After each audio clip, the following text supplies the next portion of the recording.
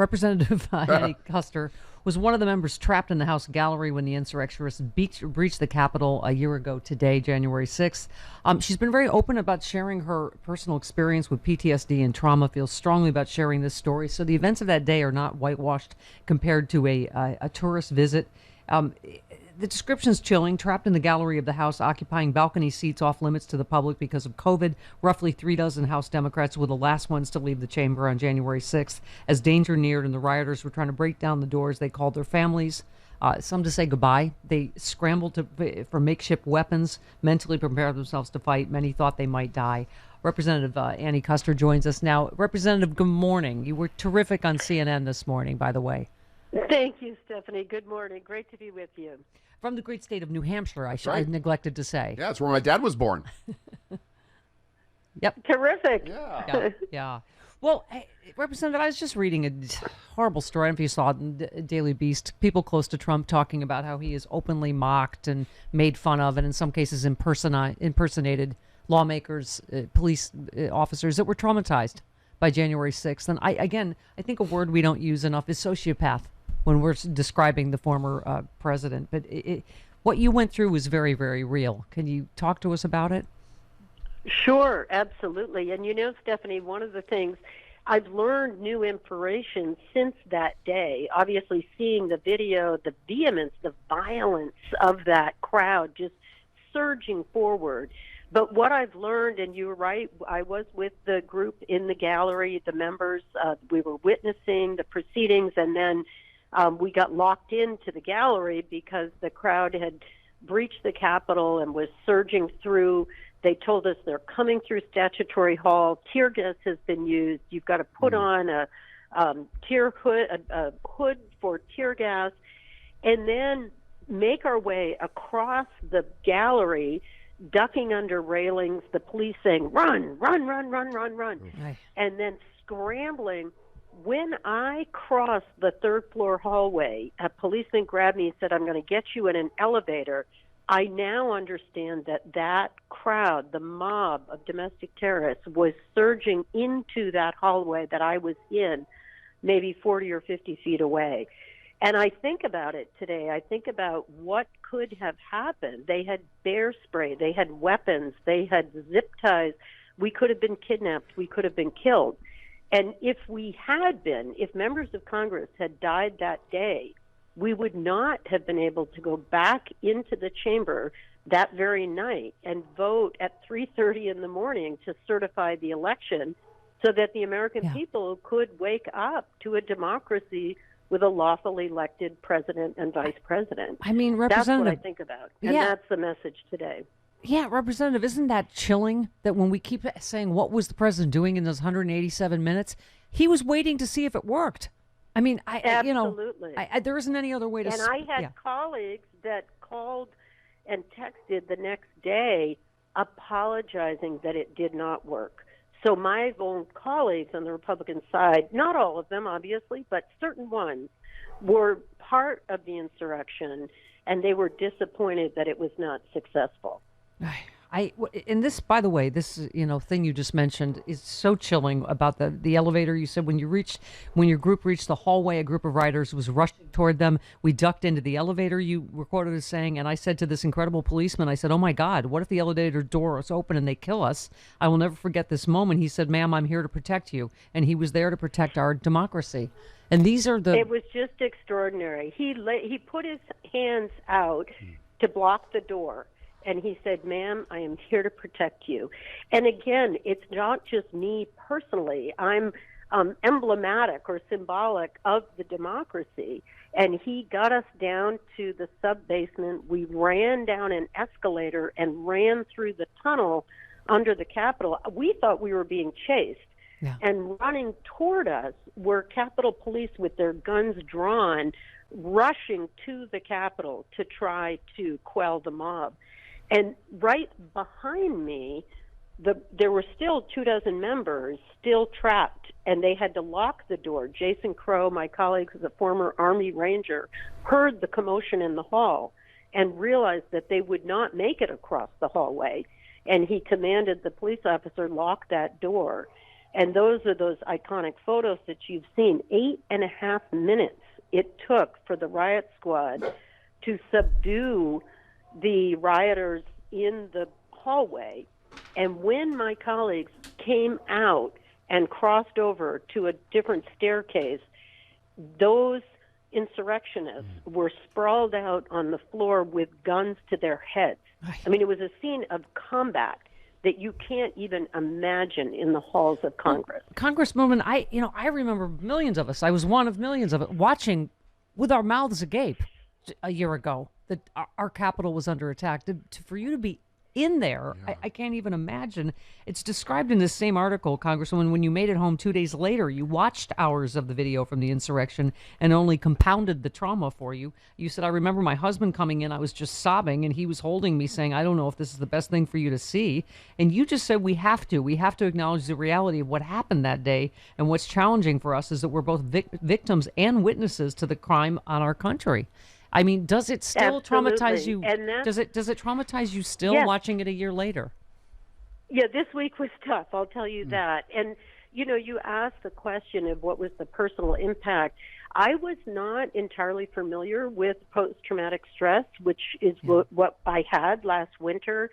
After I watched those videos, the feeling of being hunted was the most traumatic part for me, to know, hang my to know that they wanted to kill members of Congress in order to thwart this election. And, my husband was saying, I don't think you should watch this. And I said, this is what happened. I need to understand this. I need to be prepared to convey. And now, today, what I'm saying, I'm not a witness and a victim. Today, I'm a witness and a survivor of this violent attack. And I've learned from victims of domestic violence and sexual assault, to be a survivor, that's my strength. I can tell my story. But I had night terrors. I would wake screaming in the night. And luckily, we've had some very good support here. We have employment services in the Capitol, and the therapy's been very helpful. And then this group of colleagues we call the Gallery Group.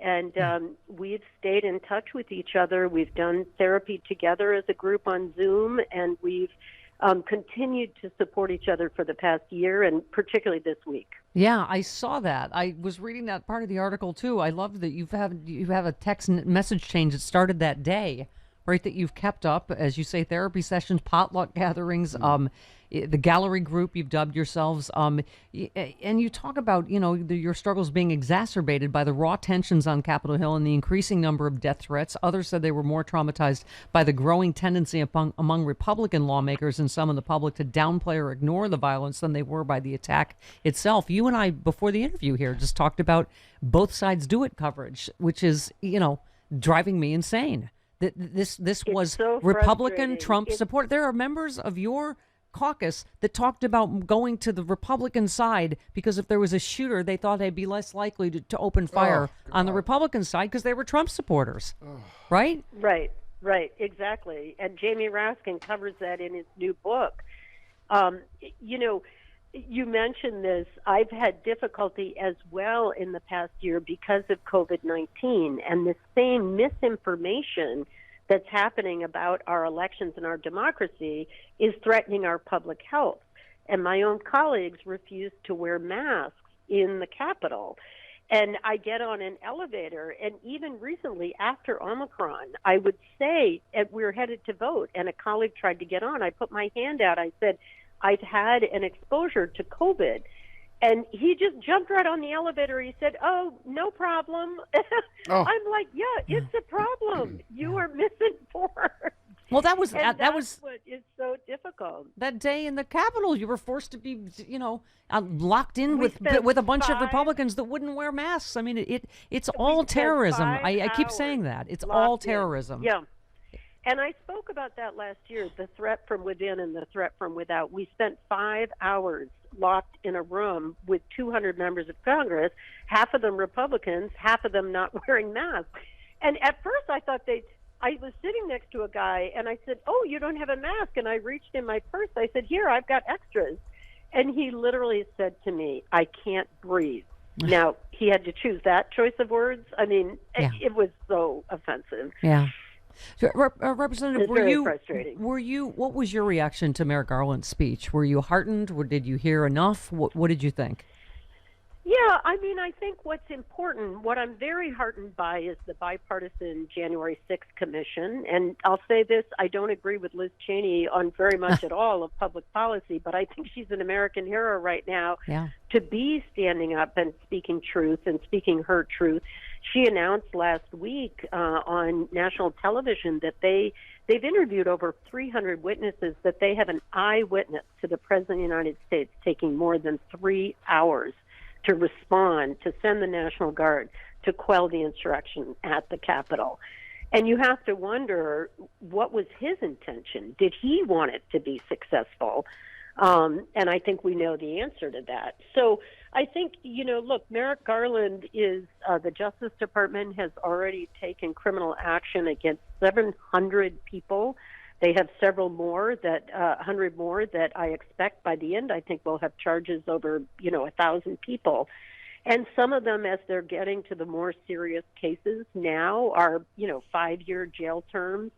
And I think one of the things that he said that I am heartened by, he said, we will take as long as it takes, and we will go as far as we need to go, whether they were in the Capitol or not. And I think that's the significant phrasing, is both the commission and the Justice Department going beyond the people that broke the windows and stormed the Capitol. But I'll tell you a crazy story happened to me. The day after, January 7th, I went to get my COVID shot. And I was got the shot and then had to wait, 15 minutes.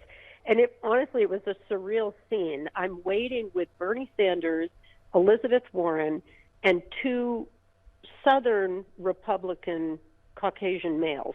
I'll say it that way. Yes. And the 2 of them are bragging to each other right in front of us about the number of busloads of supporters that they brought to Washington, meaning probably their campaigns paid for the buses. I don't know. Yeah. And so, then we've got Representative Gosar, we've got Representative Mo Brooks that are at the rally, that are fomenting this rebellion.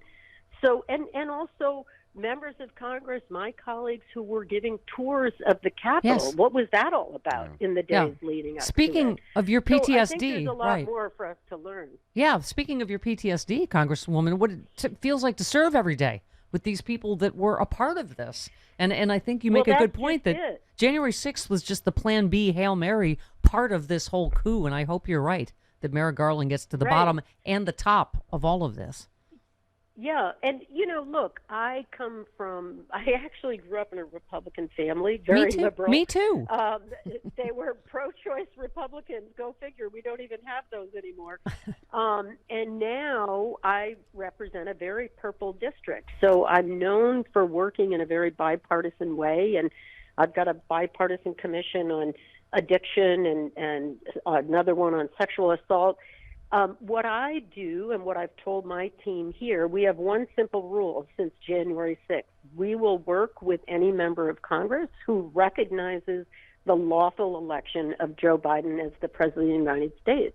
Thank you. And if they don't, I'm not going to work with them because they're not going to be successful. Thank you. We've got to pass a bill in the House, the Senate, and get it signed into law.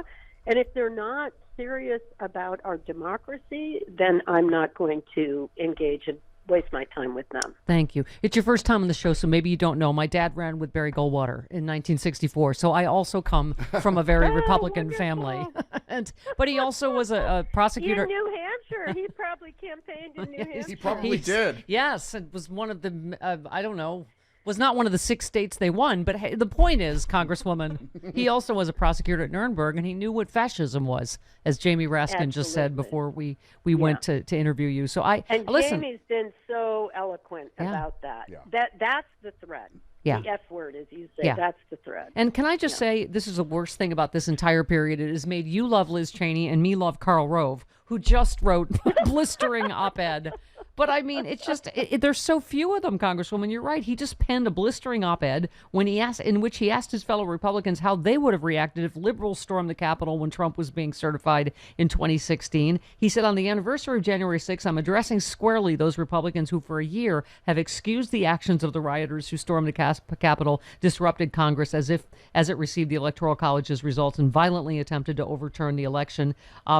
He said last year there were several thousand protesters willing to use force to disrupt Congress and its constitutional duty to receive and certify the electoral vote. They smashed doors and windows, illegally entered the Capitol, ransacked offices, searched for leaders of Congress, made dire threats about what would happen if they found them. I mean, why are there so few? And I can't believe Karl Rove is one of them, but calling out just how despicable this is, what happened, and the Republicans that still support it. And that's just it, Stephanie. We need to elevate those voices. And I think I just did an interview with a conservative radio at home, and I had this very conversation. And I think we need to move beyond and help them call out the people within their party and help sort of the Nixon silent majority who are law-abiding citizens. Help them call out the domestic terrorism that this really was. And that's my role today as a witness, as a survivor of the attack.